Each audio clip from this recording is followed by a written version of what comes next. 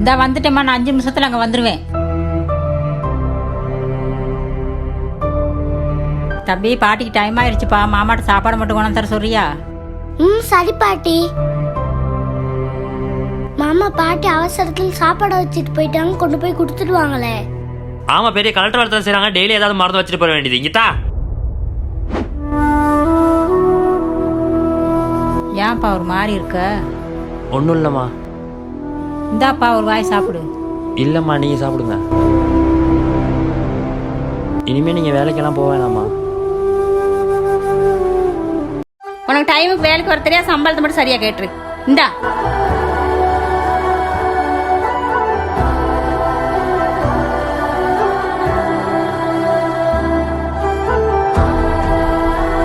டைமுக்கு சாப்பிடுங்கம்மா.